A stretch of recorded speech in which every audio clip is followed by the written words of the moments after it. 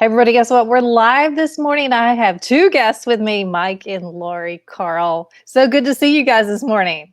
Good morning, Donna. Good morning, Donna. It's a great morning. They were just telling me they're spending time up north where it's only 50 degrees in the morning and not so humid.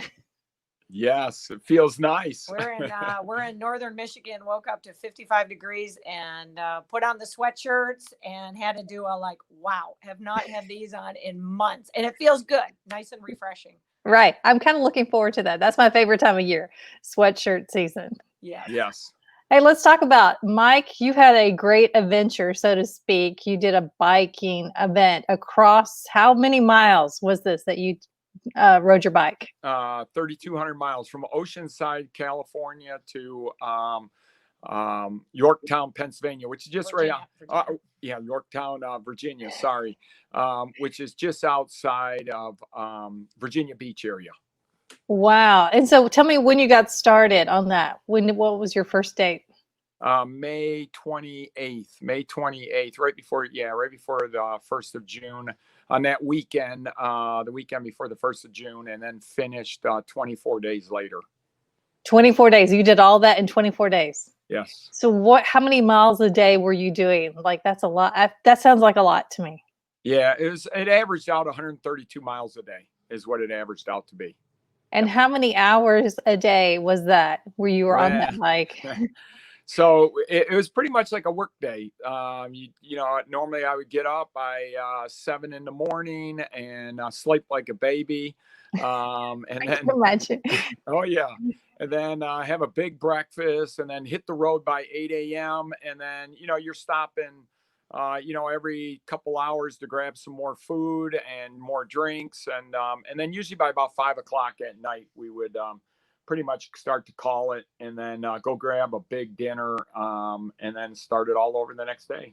So I'm sure doing something like that, you had to have a team with you because sometimes bikes have chain issues and tire issues. Like, how did that work? Lori, were you driving behind him the whole time? You're looking at the team. You're looking at the team.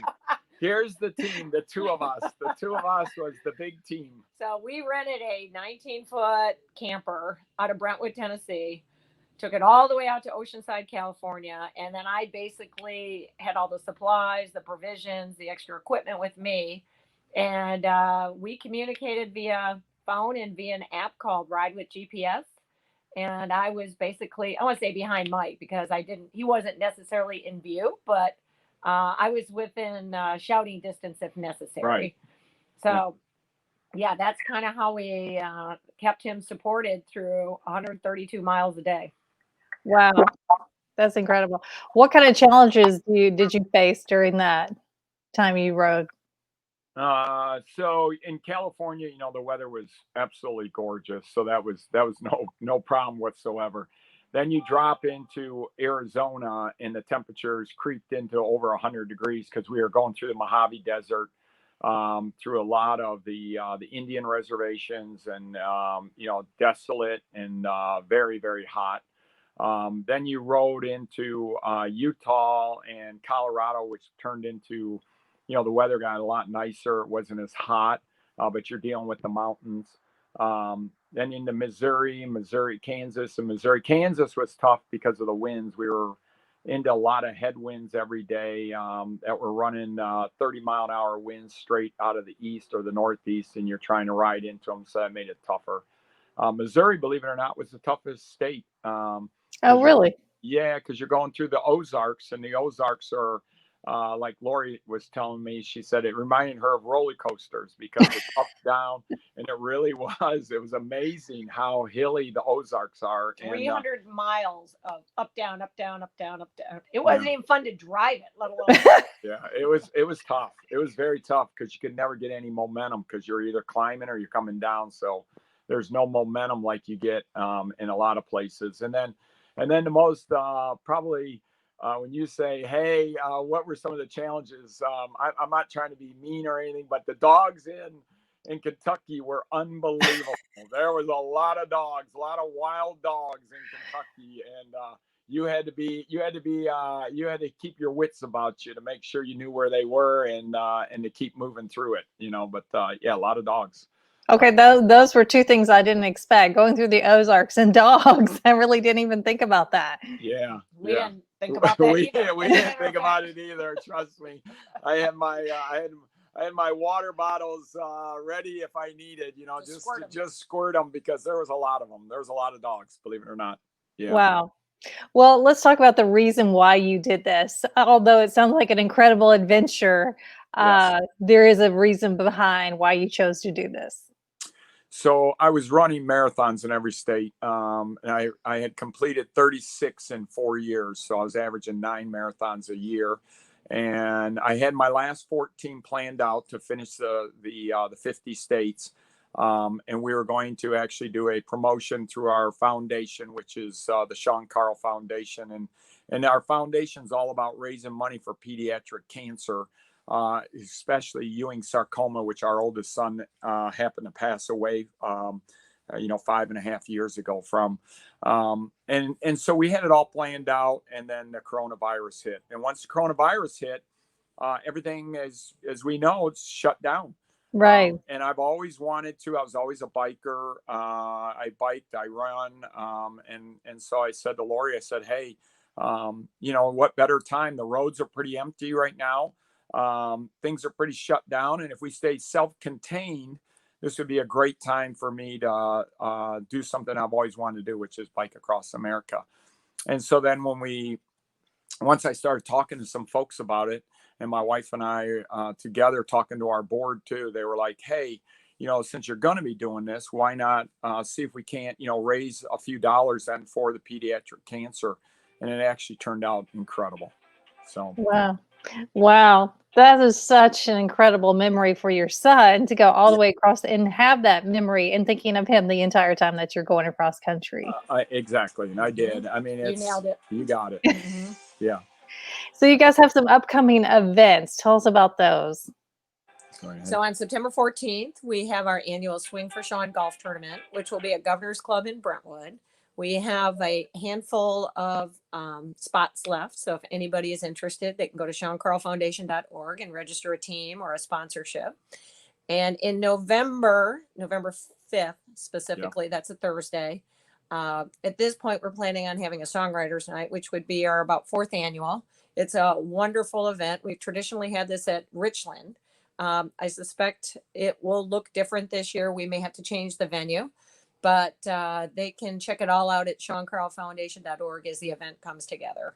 We only sell about 200 to 300 tickets. It's a wonderful night of music and dinner and drinks and life.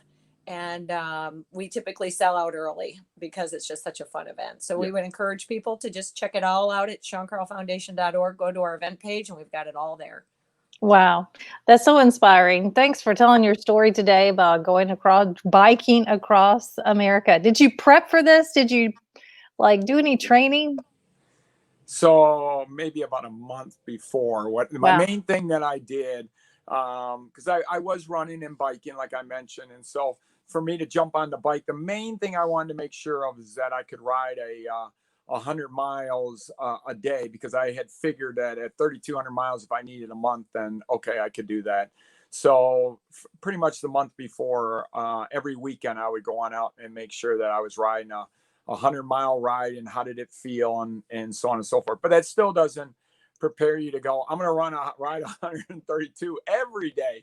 Yeah. So, but once you get going, it's, it's kind of like running a marathon. I mean, you have a goal, you have so many hours that you're going to be doing this, and you just get through it, and you just stay on target. And there was really nothing more to it than me every morning waking up and saying, I'm ready and let's go, and going and tackling the day. And some days I'd ride. I had some days where I rode over 170, and then there was days that I rode 120. Just depending on the terrain, the day, the weather, and the winds, and so on and so forth. So.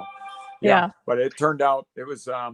It was good. So what is your next challenge you're looking forward to? Donna. Donna. I feel like, wow, that's pretty incredible. What are you going to do next year? Yeah. Don't worry, I've been asked that, but I'd like to get my marathons. I really would like to get the marathons finished. I was hoping to get them finished in just in about 5 years, and obviously I'm not going to be able to get that done. But I am back out running again. I took some time off, obviously, with the biking, and now I'm back out running, trying to get my body ready to hopefully start running some marathons, maybe coming up here in the next month or so when the weather gets a little cooler out. So I would like to tackle that, but yeah, there will be. There's some other countries and continents out there that I would definitely I have on my radar that I would like to tackle someday. Absolutely. Okay. And Yeah. Lori's shaking her head behind you like, no, I don't know about this. She said she told me one and done. One and done. You may have to find a different team. Right. No, it's all good. It's all good. It was great. It was an epic experience. That's for sure. And Donna, if you don't mind, we went into this with, linked into the foundation, and we originally said, this is a terrible time to ask for money with COVID happening. Yeah. And so it was kind of let's just ask for $31, which was about a cent a mile. And we had low expectations for this, and we ended up raising over $55,000. And we had some beautiful, wonderful messages from people about how inspiring the story was, especially in the midst of COVID and all of the negativity out there. Yeah. Thank you providing us with something that excites us and something that we can get excited about and read every day, and something positive. So it turned out well beyond our expectations. And we're so appreciative that you're sharing our story. Thank you. Yes. Well, I was impressed just reading how you did that. That's incredible. But nobody told me about the dogs. Trust me, no one told us about the dogs either. It was a shock. Well, you guys go check it out. SeanKarlFoundation.com. Is that right? .org. .org. Yes. Yep. Okay. Thank you. You guys go visit that, check it out. They've got upcoming events, and hopefully, we're just going to keep waiting, see what else Mike comes up with next. Exactly. Thank you, Donna. All right. Great to see you guys this morning. You guys go check it out. See you soon. Thank you. Bye, everybody. So much. Bye.